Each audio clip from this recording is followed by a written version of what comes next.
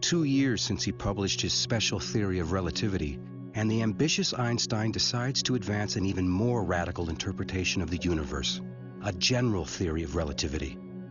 Doing this will require him to take on his scientific hero, Sir Isaac Newton. In Einstein's time, Isaac Newton was God. Newton was the founder of modern science. This is the actual first edition of Newton's Principia Mathematica of 1687. This priceless artifact is the very, very famous book which became the foundation of universal physics for centuries, until Einstein upset the apple cart. It has been almost 250 years since the apple fell from the legendary tree on Isaac Newton's estate, giving Newton the inspiration to formulate his law of gravity. Newton said that if an object falls, it's because there's a mysterious force called gravity pulling it down. But you know, Isaac Newton himself was not satisfied by that. Objects move because they're pushed, not pulled. Objects move because they're pushed. So what is pushing this? Newton didn't know.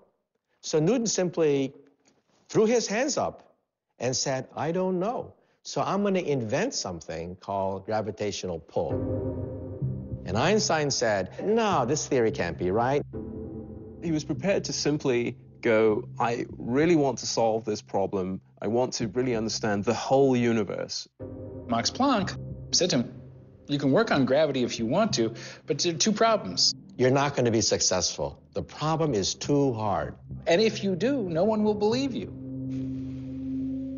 It's an extremely difficult task. It's not clear where to begin or how to go about doing it at all. Ultimately, the thing that gives him that clue turns out to be his old faithful way of reasoning, the thought experiment. So it's what you and I would call daydreaming, but he gets to call them thought experiments because he's Einstein. He's in his office at the patent office, looking out at the window, and he imagined a man working on a roof. And he begins to wonder what would happen if one of those men were to fall off the roof. And then he had the happiest thought of his life, the inspiration of the ages. He had a vision. The man will not actually be feeling his own weight. He would be weightless. And then he imagined, if you're in an elevator and somebody cuts the cord, what happens to you? You fall. But the elevator falls at the same rate you do, so you are weightless inside the elevator. So then Einstein got it. It's as though gravity's been switched off. What's really going on? There is no such thing as gravitational pull.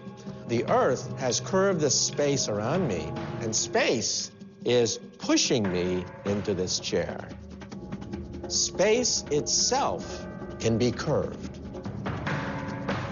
That's crazy sounding. Space is adjustable. It's actually malleable. Space and time are malleable. It's this flexible thing that can be twisted. You bring an object into space and it distorts the space around it. Why does the Earth go around the sun? Most people would say, well, the sun's gravity is yanking the Earth toward the sun in a circle. Wrong. The Earth is going around the sun because the sun has warped the space around the Earth, and space is pushing the Earth toward the sun.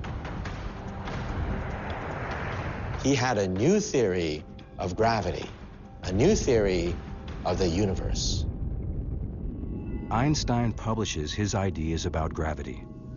At the same time, his work on the atom brings him increased attention.